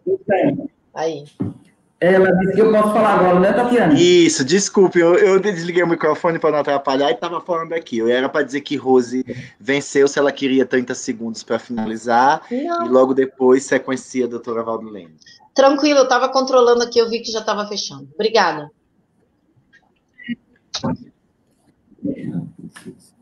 Bom, fica difícil, né? Falar depois de Rose aí. Complicado demais. É isso que eu digo, olha. A gente vive num mundo que hoje é difícil você ser hétero. Quando você vê essas mulheres assim, olha, você conversa, eu acho, porque são apaixonantes, são mulheres apaixonantes. Primeiro, eu acho que o maior problema, brincadeiras à parte, o maior problema que eu acho é que as pessoas dizem, o que é ser mulher? O que é ser mulher? Né? Porque a construção, quando eu me apresento como uma mulher, eu não me apresento nem com o seio de fora, nem com os órgãos genitais de fora, certo? O que é ser mulher? O que é ser mulher? Eu acho que isso é a primeira pergunta. Para a gente entender o que é o feminismo no geral, ele tem que entender que mulher, dentro da palavra mulher, existe também vários recortes. São várias nuances. As mulheres não são uma só. Então, são mulheres diversas, é uma riqueza de diversidade. Eu falo da mulher branca, da mulher negra, da mulher oriental, eu falo da mulher cis, da mulher trans, eu falo da mulher com deficiência, né? Eu falo são vários recortes. Então, todas essas mulheres são afetadas pelas botas do machismo. Só que a bota do machismo pisa em lugares diferentes de acordo com a mulher, né? Nós estamos na mesma tempestade, no mesmo mar, à deriva, só que as embarcações que a gente está dentro são diferentes. Tem pessoas que estão naqueles barquinhos tototó, tem pessoas que estão, né, numa lanchinha melhor, tem outras que estão... Todas são afetadas pelas circunstâncias. Agora, as variáveis não incidem da mesma forma sobre todas as mulheres. Então, o feminismo para quem?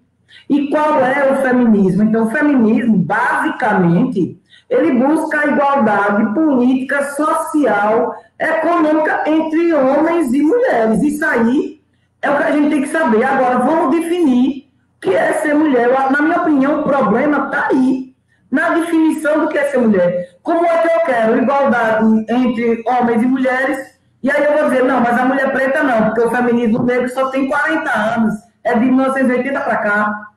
Né? Até então, as mulheres brancas estavam na rua buscando seus direitos e as mulheres negras estavam em suas cozinhas, com suas crianças, muitas vezes afastadas da sua própria prole, sem ver suas filhas crescerem e muitas vezes recebendo, ou não recebendo pagamento, trabalhando por um prato de comida, ou recebendo dinheiro a menos do que o que deveria, sem direitos nenhum. Você vê que a categoria que veio alcançar direitos trabalhistas, a última foi a empregada doméstica, resquício ainda da escravatura. Era a profissão que ainda era o carimbo, né, da escravatura aqui, ainda era a prova da escravatura aqui com a gente. E aí a gente fala desses feminismos, eu gosto muito de ler sobre isso, e tem o feminismo liberal, tem o negro, tem o interseccional, eu gosto muito do interseccional, porque ele também trabalha com os homens. E aí eu vou dizer a vocês o que é que eu estou querendo dizer com o trabalho. Quando a gente busca uma mudança social de comportamento, a gente não pode trabalhar só com uma parte das pessoas, não. Ou a gente trabalha com todo mundo, ou aquilo não anda. Porque não adianta eu criar filhas maravilhosas, proativas, independentes, e podendo ser tudo do mundo, e continuar criando filhos imprestáveis, incompetentes, abusadores, controladores, canalhas, entendeu? Possessivos, não adianta. Então, a mudança de comportamento social tem que ser de todo mundo. Não adianta eu chegar para uma... Eu tenho uma colega de trabalho, Johanna, ela é uma mulher trans, e ela diz assim, na sociedade da gente, o que identifica a mulher é, você tem vagina, mulher, você não tem, não é. Aí você fala assim, poxa, quando você chega num lugar, quando você olha para mim, você acha que eu sou mulher por quê? Se você não está me vendo sem roupa. O que é ser mulher, eu volto a dizer, a gente precisa definir e entender que o que é ser mulher vai muito mais além do que está no dicionário. Né? As coisas são... a vida, ela é um sistema que não para, ela evolui, ela muda. Então a gente não pode estar com aquela binaridade com relação a tudo e precisa perceber. Os homens precisam sim participar disso aí, mas não porque eu gosto ou deixo de gostar deles, é porque eles fazem parte do mundo. E se eles fazem parte do problema, eles obrigatoriamente têm que fazer parte da solução. Entendeu? Então, se você tem um problema constituído com determinados fatores que você vai resolver e não bota todos os fatores no jogo, você não resolve. Você não pode deixar ninguém à margem. Agora, o protagonismo é nosso. O protagonismo é da mulher. E aí eu volto a dizer, da mulher, qualquer mulher, toda mulher, com todas as suas diversidades, com toda a alteridade. E a gente precisa entender que pessoa é essa que busca igualdade para os seus direitos, que acredita que o seu direito está sendo violado, e aponta para o dedo de outro e diz, mas você não pode. Isso não faz sentido. É um negócio muito sem noção, sabe? A mulher negra ainda está lutando para existir, né? Ainda está lutando para existir. Eu sempre falo com as meninas, eu fiz uma opção de lives agora, de abril para cá eu fiz mais de umas 118 lives, fora as lives de brincadeira. Porque eu também queria mostrar as mulheres negras como as mulheres negras bem-sucedidas, porque a gente vê, a mulher negra está na base da pirâmide, a mulher negra está na base da pirâmide. Sim, a gente sabe. A gente sabe que o Brasil é o primeiro que mais mata mulheres, pessoas trans, travestis, nós sabemos que o país está no 5º lugar. Sim, a gente está fazendo o quê? E agora? Essas coisas todas a gente já sabe. Vamos fazer alguma coisa, a gente já sabe. Olha, quando a gente tem os dados não são o resultado. O resultado é o que a gente faz com eles. O resultado é o que a gente faz com os dados. Vamos fazer o que com esses dados? A mulher branca chega a receber 30% do salário de um homem branco, na iniciativa privada. A mulher negra chega a receber 50% a menos. Aí você faz, ei, que empoderamento é esse? Que empoderamento feminino é esse? E as pessoas se preocupam muito com essa questão íntima, sexual. Eu fico boba como um relacionamento. Com quem você se relaciona sexualmente é uma coisa íntima. Gente, é uma coisa íntima. As pessoas expõem muita intimidade. Duas coisas que eu acho extremamente íntimas que não deveriam estar na mídia. Com quem você se relaciona sexualmente e qual a religião você professa. São coisas de cunho privado, isso não interessa a ninguém, pelo contrário. É o que o povo mais explora, é o que o povo mais vem atrás. Então, eu não concordo com essa como é que eu digo, meu Deus? Exibição, exploração da intimidade alheia. O que me interessa? E outra coisa, você é adjetiva, né? Que é aquela forma, aquela preta, aquela que é lésbica, olha, aquela que é trans. Poxa, entendeu? Tem que ter uma coisa para adjetivar alguém. Aquela que é gorda, sabe? Então, assim, poxa, você não pode dizer só, aquela fulana que trabalha em tal lugar, dizer o nome da pessoa. Então, assim, as pessoas têm dificuldade de entender, muitas pessoas têm dificuldade de entender, e muitas pessoas também não querem entender, né? Não querem porque elas se sentem ameaçadas. Porque o mundo desse jeito... Eu estava conversando com um senhor ontem, ele dizendo que o que mais acontece no mundo hoje é gênero sem sexualidade, foi uma coisa assim que ele disse, e a depreciação da família tradicional. Aí eu disse a ele, olha, eu discordo do senhor. Eu acho que não é sexualidade sem gênero, é que a sexualidade independe do gênero e os gêneros são vários. E a família evoluiu, né? A família é orgânica, ela tem vários perfis hoje. Então, o que a gente faz? A gente vê os perfis de família e a gente escolhe o que a gente acha legal e vai fazer a nossa. Ama a nossa e respeita dos outros. Então não, mas eu quero que todo mundo tenha a família como eu acho. A família certa é essa. Olha, a religião certa é essa. O jeito certo de ser e de fazer. Então, na minha opinião, o problema não é feminismo, o problema não são as correntes. O problema são as pessoas. As pessoas, elas são... O problema são as pessoas, elas são... Nós vivemos numa sociedade doente, o povo são as pessoas doentes. E assim... Uma coisa que a gente tem que trabalhar, sabe? A gente tem que trabalhar para fazer com que as outras pessoas sejam felizes, porque eu acho que tudo isso vem da infelicidade. Quem é feliz não tem tempo de se preocupar com essas coisas, não, gente. Então, quem não é feliz, sempre tem tempo para esse tipo de coisa. Então, eu acho que a gente tem que trabalhar muito pela felicidade alheia. Porque quanto mais gente feliz tiver no mundo, menos essas coisas vão ser relevantes. Quando as pessoas são tocadas pela felicidade, elas deixam de se preocupar com esse tipo de coisa. Você já sabe que a gente é infeliz. Eu comecei a olhar para essas pessoas com esse olhar, sabe? De infelicidade. São pessoas infelizes. Que não é o que você tem financeiramente, não é o que você tem profissionalmente, é o que você é que incomoda. Por que que você me incomoda? E eu sou o quê? Então aí eu concordo com o Roselene. O que é que acontece com a pessoa, né? Como é a minha sexualidade, como é a minha vida, como é a minha felicidade, tem alguma coisa errada. Então eu acho que é isso, sabe? A gente precisa definir essas coisas. Eu acredito que a sororidade negra ela é mais receptiva, porque tem um viés da dororidade, da dor, sabe? Que as mulheres negras sabem o que é e sentem, então a sororidade fica mais verdadeira. Acredito que a sororidade da branquitude, gente, quando eu falo branquitude, eu não estou falando de uma pessoa branca específica, não, né? Porque as pessoas entendem tudo errado. A sororidade da branquitude é mais ligada ao poder, à perpetuação do poder, sabe? Do poder, do bem-estar, do padrão financeiro. Não que não tenham mulheres brancas que tenham sororidade, não que não tenham mulheres, entendeu? Não estou dizendo isso. Eu estou falando da estrutura. Da estrutura que separa o que é ser mulher, que quer dizer que A ou B não são mulheres, entendeu? E o machismo, ele está aí para isso. O machismo, o racismo, filho do patriarcado e irmão da misoginia. A misoginia comanda, né, o ódio ao feminino, tudo que é feminino é pejorativo, tudo que é de mulher é ruim, os sentimentos humanos, né, a habilidade de cuidar, disseram que é de mulher, mas a habilidade de cuidar é do ser humano. A fragilidade é do ser humano, a sensibilidade é do ser humano, o amor é do ser humano. Então é isso. A gente senta na frente de uma televisão, assiste esses programas sensacionalistas que dizem estuprou, matou, cortou os pedaços, degolou, estrangulou, arrancou a cabeça. E aí você passa numa rua, vê um casal do mesmo sexo, um fazendo um carinho no outro, dando um beijo, e você se afeta. Que civilidade tem esse povo que se ofende por gestos de amor? Que civilidade tem esse povo que potencializa a perversidade, a violência e a maldade? Hipócritas, sepulcros caiados, nojo, asco.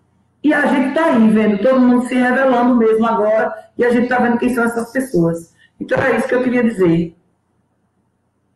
Bora lá, Tati. Acho que eu já posso ir direto, né? Para a Tati não ter que entrar. Adorei ouvir a fala, né, da Rose e da Valdilene. Me inspiraram muito e queria agradecer por toda essa troca. E acho muito importante assim, a gente pensar, né, aquilo que eu falei no início, com relação, principalmente quando a gente pensa, né, com relação aos banheiros, né? Foi algo comentado.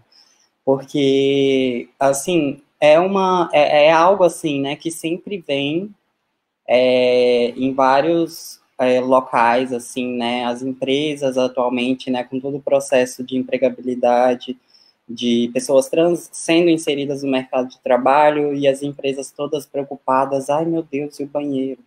E aí as feministas radicais e transfóbicas também, ai meu Deus, as trans no banheiro, ai meu Deus, as trans no presídio feminino, ai meu Deus, não sei o que lá.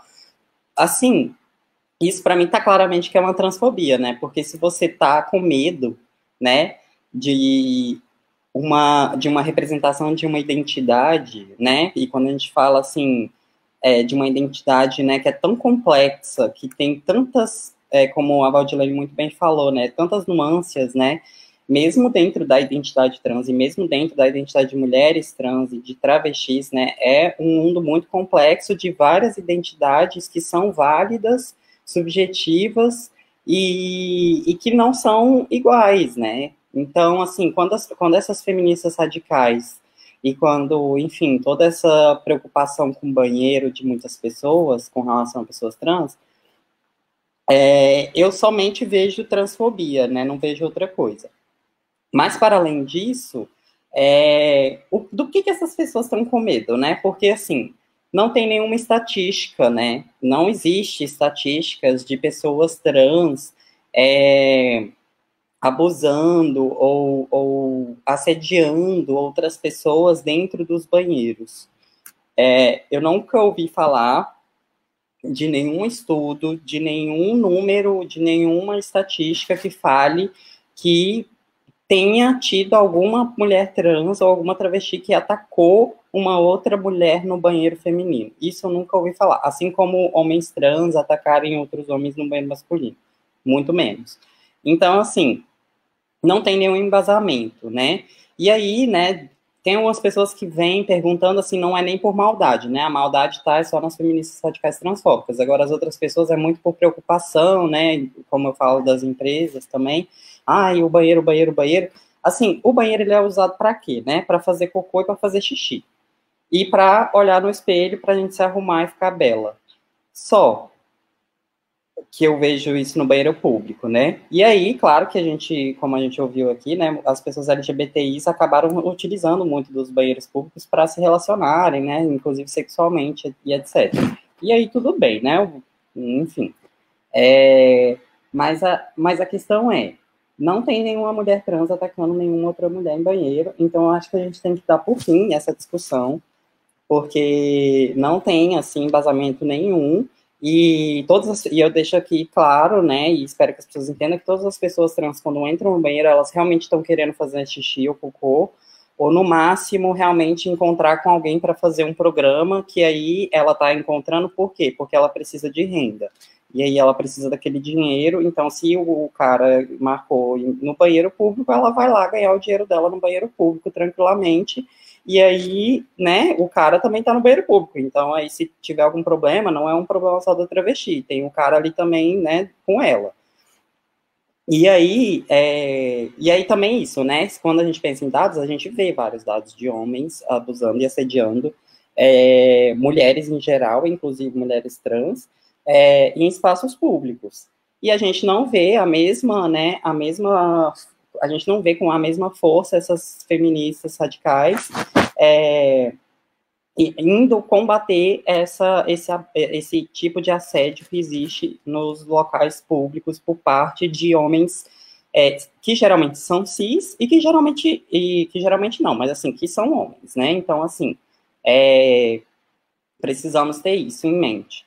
E eu acho, assim, eu quero trazer um pouco, né, dos meus estudos, assim, que exemplificam um pouco isso, né, porque eu me desdobrei por muitos meses durante meu mestrado estudando como que o discurso das feministas radicais, que são transfóbicas, como que esse discurso infiltrou em diversas organizações, inclusive organizações internacionais, que resultou em diversas convenções e legislações sobre, por exemplo, exploração sexual, sobre prostituição, sobre tráfico internacional de pessoas, e que nessas convenções, a partir do infiltramento dessas feministas brancas e cis, e que se dizem radicais e que querem abolir o trabalho sexual e o gênero e etc., o que acontece? Elas infiltrando, né, nesses locais, né, e por que elas que infiltraram? Porque elas são as feministas brancas do norte e elas que tinham acesso a inclusive, dinheiro, né, inclusive, ter acesso, inclusive, a conseguir, a estar mais perto, né, dos locais de decisão, e acabou que se excluiu, né, uma diversidade enorme de mulheres para estarem ali, né, não só as mulheres trans, mas as mulheres negras, as mulheres indígenas, as mulheres com deficiência, as mulheres intersexo, as mulheres lésbicas, as mulheres bissexuais, as mulheres pansexuais, enfim, uma gama enorme de mulheres que não estava sendo representada naquele local. E o que isso significa, né? Que essas mulheres, elas, apesar de serem mulheres e sofrerem, sim, violências históricas e estruturais de gênero, elas ainda são mulheres brancas, cisgêneras, então que elas precisam, né, entender esse local de fala delas, né, e como que elas se beneficiam dessa branquitude que está no poder, e como que ela se beneficia também enfim, enfim, perdi a palavra, mas como que se beneficia de todo esse sistema, né, sistema com C, inclusive, que só beneficia mulheres brancas e cis. E aí, com esse histórico, né, e com elas, assim, adentrando, né, durante anos, desde a década de 50, construiu-se todo, né, um discurso de igualdade de gênero e contra a violência doméstica e etc., vários discursos por aí, que não somente tem como foco as feministas radicais, mas também as feministas que se dizem liberais, né? Então, como que essas mulheres que estão no poder e que têm acesso a essas instituições não estão reconhecendo esses seus privilégios, né? De serem beneficiadas desse processo de dominação branca, desse processo, né, de supremacia, de projeto de supremacia branca, né? E esse projeto de supremacia branca, ele nasce onde? Ele nasce na Europa, ele nasce durante a colonização, ele nasce durante a escravidão. Então, a gente precisa muito entender como que esse discurso das feministas radicais e que se dizem contra as pessoas trans, como que esse discurso é racista, né? Ele não é somente transfóbico, ele é um discurso completamente racista. Por quê? Porque essas mesmas mulheres brancas cisgêneras, elas não conseguem perceber o privilégio e o local de fala delas dentro de um projeto de supremacia branca existente no mundo. E, então, a gente precisa entender que o buraco é muito mais embaixo, vou dizer assim, que além de ser transfóbicas, essas mulheres, né, que se dizem, e muitas se dizem antirracistas também, né, mesmo sendo transfóbicas, como que esse processo da transfobia, ele está muito linkado ao processo de colonização do Brasil e de vários outros países, está muito linkado à vinda desses valores cristãos durante a colonização, imposição de forma violenta desses valores cis heteronormativos, brancos, durante a colonização e durante a escravidão. Então, esse processo, né, que foi um projeto de supremacia branca, e aí eu me incluo, né, como pessoa branca nesse processo, né, apesar de ser uma travesti, uma pessoa trans, eu me incluo como uma pessoa que é vista, né, como branca aqui no Brasil, né, a polícia ela não vai me parar no meio da rua para fazer bacu em mim, mesmo eu sendo uma travesti, e tem a questão da minha passabilidade também, de eu ser passável. Então, todos esses meus privilégios, né, eles me colocam, me dão benefícios, me dão poder para estar e acessar locais que travestis negras e travestis indígenas e travestis que estão na marginalidade, que não possuem renda, não conseguem, né, principalmente aí as prostitutas e tal. Então, pensar nesse histórico, assim, é muito importante para as pessoas trans que estão assistindo, e principalmente as mulheres trans e travestis, para vocês não caírem nesse discurso racista e falacioso e falocêntrico, inclusive, de muitas feministas radicais que são transfóbicas. Não caiam, porque essas feministas, elas nunca vão vir na nossa cara e perguntar para a gente o que a gente vive. Elas nunca vão vir na nossa cara e querer saber qual foi o nosso processo de identificação com o feminino. Elas não sabem todos os obstáculos e desafios que a gente tem que passar para ter a nossa identidade validada. E todo o processo de violência também que essa comunidade sofre e que ela está contribuindo para a violência aumentar, porque ela fazer isso, bolsonaros e bolsomínios e pessoas da extrema-direita pegam essas pessoas, como a própria Sarah Winter, né, que já foi feminista radical, inclusive, pegam essas pessoas e aí agora vira o quê? Né? Vira aí miliciana. Então, esquece, sabe? Esquece. Não caia nesse discurso, seja transfeminista, e levante a sua voz, porque ela precisa ser ouvida. E aí, eu me encontro, assim, né, no feminismo, eu acho que eu pego muito do que as minhas colegas falaram antes, de estar nesse feminismo, assim, que vê as interseccionalidades, mas que também eu me vejo como uma pessoa que está no local de fala, né, de pessoa branca também, então de dar voz e escutar, né, muito as mulheres e as pessoas em geral, sabe? A gente precisa cada vez mais escutar, e isso serve, né, para os homens aí, cis, inclusive trans também, de escutar também é um ato, assim, de demonstrar sensibilidade, né, com as mulheres e com as travestis.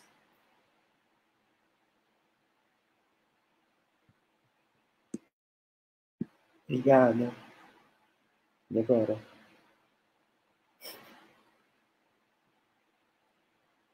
Vamos falar entre a gente aqui, né?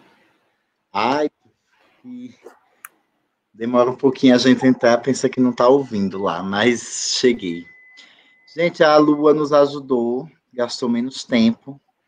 Eu quero também falar um pouquinho, será os 3 minutos que eu programei, para fazer um conclusivo de tudo que eu escutei aqui, mas que não dá para realmente dimensionar as problemáticas todas que nós citamos, porque elas transpassam a vida diária de diversos cidadãos e cidadãs que sabemos, né? Nós tocamos aqui muito na vida de pessoas trans, mas falamos também que esse espaço de legitimação de nós como mulheres é algo que é produto do machismo mesmo. Quando entre nós próprias nós não conseguimos nos enxergar mulheres, é reflexo do adoecimento dessa sociedade que anos e anos nos resumiu a locais. E em um momento da fala de Roseline, ela falou sobre a questão de algum momento da fala, ela fez um recorte interessante e colocou de nossos espaços sociais serem limitados, né, e a prostituição mas é mais um produto de a mulher trans, e é por isso que o feminismo nos contempla e que nós precisamos discutir cada vez os nossos espaços, porque quem é beneficiado com a exclusão social das mulheres trans é o macho, é o homem. Quem vai na rua à noite e quer comprar o corpo da mulher trans mais barato é o homem. É o Brasil que mais mata pessoas trans do mundo, mas é o que mais consome pecado pornô de pessoas trans também. Então, a gente rodar e voltar para essa doença social que foi a gente ensinada, que quando o homem fala, a mulher baixa a cabeça. Eu escutava dizer isso da minha família, extremamente, que eu... Não imagine se você se vê num âmbito totalmente machista, com uns 8 tios machos, no meio do história do vestiário no time de futebol, e você se sentir que não é o seu lugar ali, ainda ver que o lugar que você quer é o que eles mais menosprezam. Os homens da minha família me ensinavam, se eu fosse reproduzir, eu ia ser, se eu tivesse vindo para o mundo, para não ser uma mulher trans, eu teria que ser um macho machista, podre, de frequentar os cabaré até o último minuto. E ainda tem nesse né, conjunto de homens, os homens gays cis, né, da comunidade LGBT, como você mesma disse, né, antes, que a gente não é ouvida, né, tanto as mulheres lésbicas como as bissexuais e trans não são ouvidas dentro da comunidade, dentro das instituições oficiais LGBTIs, né, e assim, eles não conseguem entender o local de poder e de privilégio, né, deles. Produto do machismo também, porque, assim, um entrave chato, a gente teve na instituição, aqui na ASHA, a doutora Valdilene, que é daqui, ela sabe que a gente faz a festa de Natal, a festa de São João, aí convida pessoas para se apresentar, e um embate que a gente teve no final de uma dessas questões foi um homem gay cis interpretar uma outra mulher trans dizendo, mas você não vai ser mulher nunca, que você nasceu com pau no meio das pernas. Aí eu tive que, no campo da serenidade, que eu já estava tentando mediar, porque, gente, eu também não quero atacar esse cara gay cis, sabe por quê? Porque ele é produto do machismo também, do que é ensinado nessa sociedade, que a gente precisa, a gente tem o papel de formar as pessoas. Então, eu estou contando essa história de alguém que um ano depois veio redimido falar comigo que eu estava errado. E ainda bem que assim chegou o ponto de se tocar e eu dizer também, não, mas não se sinta também mal não, porque eu já tive errado um dia, pô. Eu já tive errado um dia lá, com 17, 18 anos de idade, que minha mãe, que o pessoal me ensinava na rua, que quando viesse alguém negro era para eu entrar correndo, porque eu podia ser roubada. E eu, com 17, 18 anos, não nego para ninguém que eu fazia essa prática, eu ainda me distanciava, ainda me sentia. Eu fugia da minha família na madrugada, doutora Valdilene, para ir para as boates, ainda novinha, com 17 anos, eu já era autônoma, ninguém sabia que eu tinha 17, já achava que eu já tinha mais de 20. Então eu pulava e eu vinha à madrugada sozinha, porque eu não tinha dinheiro, eu ia para a porta da boate para ver a estrada passando, que eu achava tudo aquilo muito interessante. E aí, quando eu vinha voltando para casa, eu uma vez rodeei um quarteirão, porque eu vi alguém vindo na minha rua e era esse conceito que me ensinavam. E era 4 da manhã, estava tudo escuro, e eu lembrei, o que foi que lembrou na minha mente? Na porta da casa de minha avó, falando, menino, entre, não tá vendo que tá vindo negão ali na esquina? Quando você vir, você entra, não sabe? Por quê? Quando vinha 10 mil pessoas brancas passando, ninguém me mandava entrar correndo. Nos ensinam tudo errado, Rosaline, lá na adolescência, tudo é ensinado errado pra gente. A gente se depara ainda no nosso meio também, onde a menina lésbica dia desse olhou para mim e disse, mas eu estou falando de mulher de verdade, não era igual a você, não. Ela é uma mulher de verdade. Eu disse, mas eu sou de verdade, de carne e osso. Vamos lá, e brinquei, tirei de tempo, chamei para a roda, porque não vi maldade. Vi um desconhecimento. Ela foi ensinada que travesti é mulher de verdade. Porque a brincadeira sempre é que eu era a mulher do Paraguai.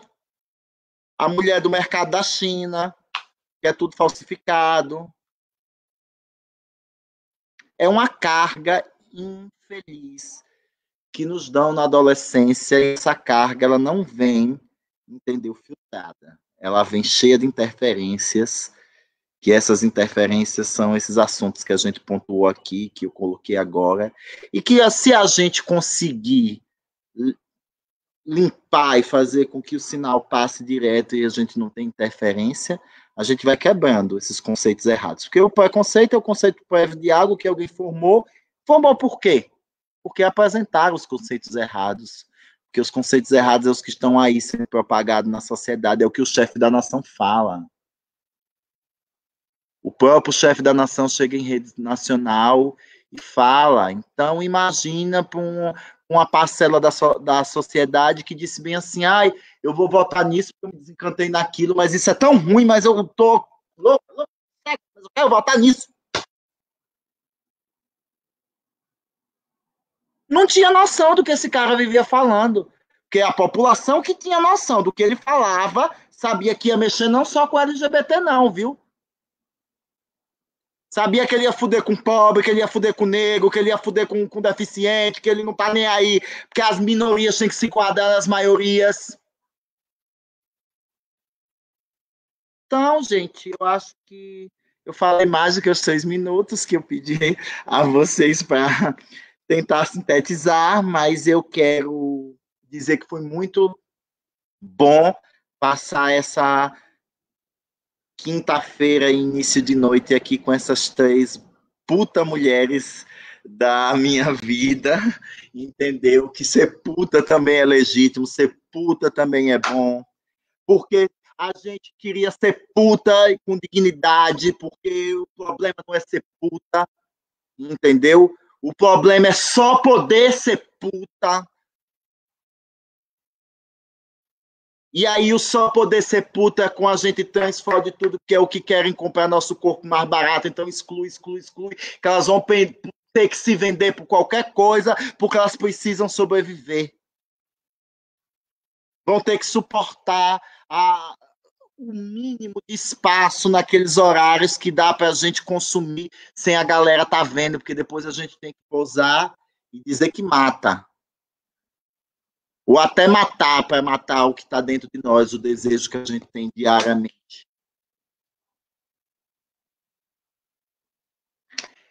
Minhas maravilhosas, eu vou devolver para em 2 minutos vocês despedirem do nosso pessoal, fazer suas considerações e dizer que a pandemia não trouxe só coisa ruim, não. Conversar com vocês, assim, misturar tanta gente distante, é um produto bom desse momento ruim que nós estamos passando. Que eu possa encontrar minhas amigas, só a Lu ainda não veio, mas ela virá, que a gente vai voltar a estar nas ruas de novo, com a parada de Sergipe, e eu quero poder receber também essa linda militante trans, tão maravilhosa, tão jovem, que é a Lua, receber de novo minha grande lutadora de Ogum, que anda com a espada sempre pronta para guerrear, que é minha querida Roseline, minha conterrânea da vozona forte igual a minha, que aí eu me sinto mais mulher contemplada mesmo, que aí eu sei que mulher pode gritar. Mulher grita também, a doutora Valene gritando aí. Então, vocês três são símbolos de luta, resistência. Obrigada por ter contribuído com a parada LGBT de Sergipe aqui na nossa página. Isso vai ficar gravado, viu, gente? Quem não pôde assistir, outro benefício dessas atividades virtuais, a gente vai manter isso aqui na nossa página da parada. Até existir página da parada vai ter, e a gente vai poder voltar e se deliciar aqui com esses momentos únicos que essas maravilhosas fizeram. Um beijo a todos, já vou dessa vez de vez, e vou deixando Roseline, depois de Roseline ela sai também, fica a Valdilene, depois a Lua dá o tchau final, e a gente se encontra domingo na parada LGBT virtual. Quem não se inscreveu ainda, se inscreve no canal do YouTube, vai lá e ativa o sininho. A gente, domingo, das 3 às 9, vamos estar preparando a Festa da Diversidade, com diversas atrações, história. Conseguimos fazer um mês de apanhado de imagens, de depoimentos, de resgates, para a gente, domingo, ter, além da alegria e do show das drags bombando e das atrações que a gente vai conseguir levar de forma que garanta o isolamento, que garanta, aliás, o distanciamento e que garanta também a segurança. Nós estamos se preocupando com isso, com estúdio, com tudo, com muita segurança, podem ter certeza, seguindo as orientações da Organização Mundial de Saúde, mas que não vai deixar de ter parada nesse domingo. Beijo, Rose, é com você. Muito obrigada por esse momento, né? Um momento, aprendi muito com a doutora Valdilene, com a Lua. Depois quero acessar teu trabalho, Lua, se puder mandar aí, deixar o link para gente, para fazer a leitura da dissertação. Agradecer essa minha irmã de alma, companheira de luta, de vida, né? Uma mulher linda, maravilhosa, que esse povo tem. Aqui no Rio Grande do Sul a gente tem também, algumas inclusive que vão enfrentar o pleito eleitoral nesse momento. E eu penso que isso que a gente precisa também nesse momento, né? Não basta a gente só fazer discurso feminista. A gente precisa votar nas nossas mulheres, a gente precisa buscar as nossas pautas no parlamento, né? Principalmente no parlamento, porque a gente sabe que para prefeitos, enfim, para as prefeituras, os números são menores, enfim, as possibilidades às vezes não são as que a gente imagina, mas no parlamento a gente tem muitas possibilidades. E o parlamento é tão importante quanto o executivo, né? Se tiver um parlamento muito bem organizado, com vontade, a gente consegue. Basta ver o Brasil nesse momento, né? O povo só recebeu auxílio emergencial porque teve uma Câmara dos Deputados que o Congresso tomou para sua responsabilidade, não foi o chefe da nação. O chefe da nação, como diz a Tati, queria colocar R$200 para as pessoas, né? Então, R$200 é uma ida ao supermercado. E foi a Câmara dos Deputados, o Congresso, cada deputado, deputada nossa, cada senador e senadora que tomou para si aqueles e aquelas comprometidas com o nosso povo, né? Então, quero agradecer muito essas mulheres maravilhosas, desejar para o povo de Sergipe, Paracaju, como é virtual, Tati, eu vou poder dar uma passada, né?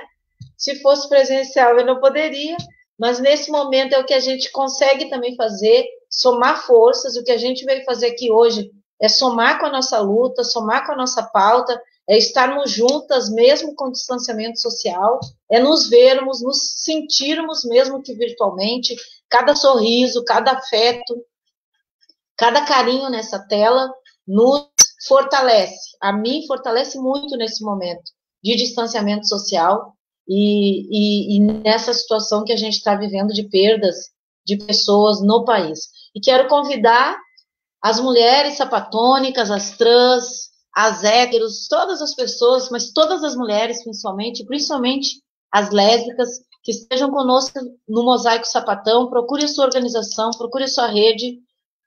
Se não tiver rede, se não tiver organização, procure Rede Lesbi Brasil, no Instagram e no Facebook. Nos procurando individualmente, a gente vai disponibilizar o link. Por questão de segurança, a gente não vai colocar o link muito tempo no ar, tá? Porque vocês sabem que a gente também tem esse problema, né? Em momento de fascismo e de ações genocidas no Brasil, a gente precisa também preservar a vida das nossas mulheres, tá? Então, Mosaico Sapatão espera todo mundo dia 29 às 16 horas. Obrigada.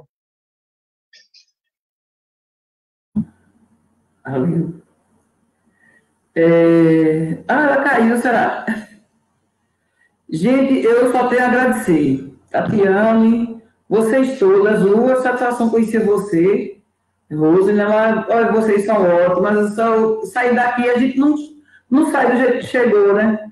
A gente aprende muito, sempre boa essa conversa, e a gente entende que por mais que a gente esteja nessa linha de frente, atuando pelos direitos das mulheres, sejam mulheres quais foram, sempre tem alguma coisa que a gente esquece, porque são coisas que a gente não vive, né? Porque, por exemplo, eu sou mulher, eu sou negra, mas eu não conheço, sei de ouvir falar, não conheço de viver as dificuldades que vocês, mulheres trans, têm. Então, a gente sempre deixa passar alguma coisa, aí vem outra completa, vem outra e dá a sua visão, e eu acho que é isso que enriquece e vai abrindo, né, as ideias da gente. Eu queria também falar para vocês aqui, convidar para dar uma passadinha no site e nas redes sociais do Instituto Professora Liette Oliveira Azevedo, Instituto Ressurge Sergipe. É um instituto que é um sonho, né, que eu sempre tive e que a gente conseguiu materializar agora. E o Instituto ele vem para combater a violência de gênero, com foco nos direitos humanos, defendendo os direitos humanos com foco no direito da mulher. Qualquer mulher, todas as mulheres são nossas assistidas. Então, nós temos uma equipe multidisciplinar, bem comprometida com a pauta, conhecedora da pauta, e a gente, em princípio, vai trabalhar dando informação, orientação, fazendo encaminhamento, né, para a rede de atendimento. E uma das coisas que a gente sabe que falta demais é a informação. As pessoas não têm informação dos seus direitos, não sabem onde buscar os seus direitos. E como tem essa rotina de invisibilidade, de cerceamento de direitos, de tudo, principalmente com as mulheres trans, as mulheres negras, as pessoas começam a se acostumar e a dizer, é isso mesmo, não, mas é assim mesmo, não, deixa para lá, né? E a gente tem que parar de fazer isso quando vê alguém fazendo, não alertar essa pessoa. É como o Rose falou e como o Tato também falou, a gente não pode brigar com essas pessoas que não estão vendo, porque em algum momento a gente também não via, né? Quantas coisas machistas eu já repliquei, inclusive racistas, apesar de ser negra. Então, concordo com o Tati, a pandemia não trouxe só coisa ruim, e a necessidade é a mãe da criatividade. Vamos ver essa parada aí, que vai ser bem diferente, e todos os eventos que têm sido, né, agora, de forma bem diferente, que eu acho que muita coisa vai ficar aí, viu? Muita coisa a gente vai continuar fazendo, porque essa viagem de conversar com tanta gente de lugares distintos, sem ser fisicamente, isso aí é muito bom. Tem dias que eu vou para 3 estados diferentes em eventos no mesmo dia. Então, muito obrigada mais uma vez. Foi uma satisfação estar aqui. Parabéns, viu, Tati, pelo trabalho de vocês.